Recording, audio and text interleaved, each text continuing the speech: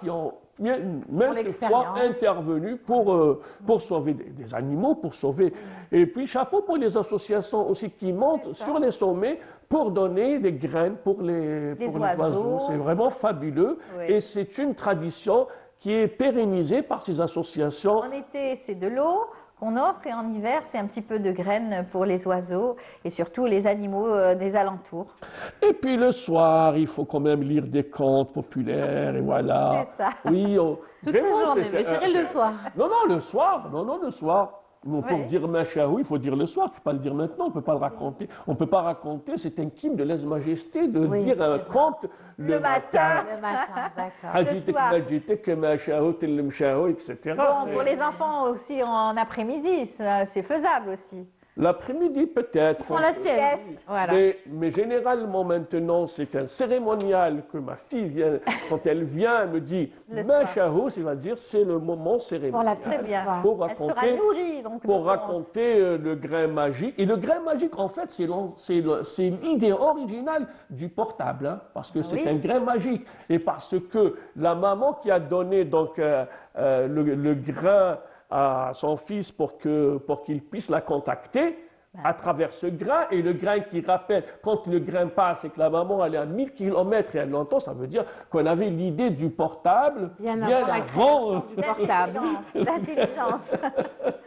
Donc voilà, il y a beaucoup de... Donc il y a ce conte magique aussi de Averard, le renard, donc de la région de Tamanrasset, donc de Janet. Il y a ce conte magique Targhi. Il y a le grain magique donc, qui a été immortalisé par Taous Amrouche. Il y a de formidables contes. Il y a les contes d'Anderson qui sont très connus aussi, les contes d'Anderson. Oui, il y a, comment elle s'appelle, Jacqueline Guérouche qui a écrit aussi des contes du côté de la région de l'Ouest algérien. Il y a sa fille qui a écrit récemment sur le couscous.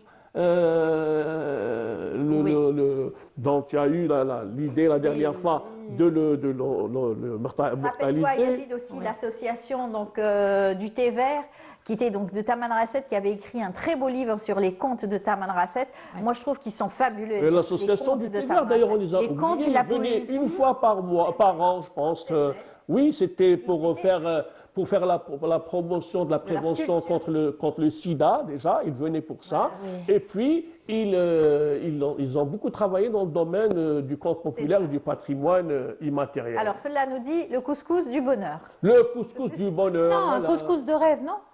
Le couscous du rêve, du bonheur, essentiel. Couscous de rêve, non? Couscous fiha, il le faut. Voilà. Sinon, c'est vrai qu'on a parlé aussi donc, de Youssef Chahine. Là, encore une fois, hier, Canal Algérie a fait tout un programme autour donc, de son film avec... Mais tu en connais quelque chose, Youssef Chahine. Ah, on l'a reçu, on n'oubliera pas. Hein. C'était son invité principal. Oui, il y a quelques années. Oui, quand il a fait le film Soukout Ben Saouer. C'est une autobiographie. Oui, silence, c'est une biopic. Ça tourne, et voilà. Voilà, c'était un beau souvenir. Il était venu en Algérie et puis on l'avait reçu en exclusivité toute une bonne demi-heure sur notre plateau. Oui, il y avait le destin, le moineau, donc le Osfor qui a été diffusé hier, je pense, le vendredi. Oui.